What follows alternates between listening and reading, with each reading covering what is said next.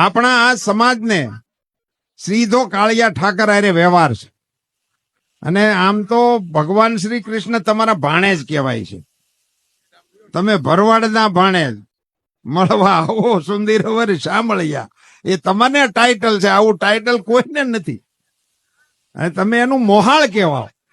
જેણે મહાભારતના યુદ્ધની બે સેનાઓની વચ્ચે વિશ્વને જ્ઞાન આપવાનો ગીતાનો ગ્રંથનું ઉદ્બોધન કર્યું, એ તમારા ભાણિયાભાઈ છે. કેવડી મોટી વાત છે.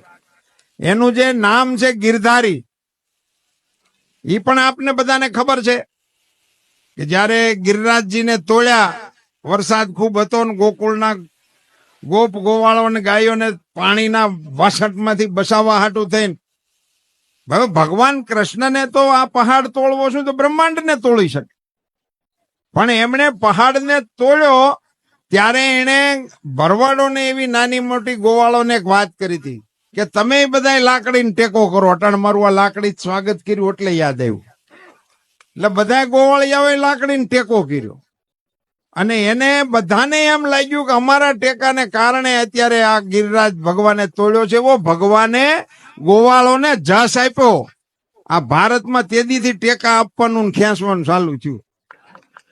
લોકશાહીનો પહેલો પ્રયોગ.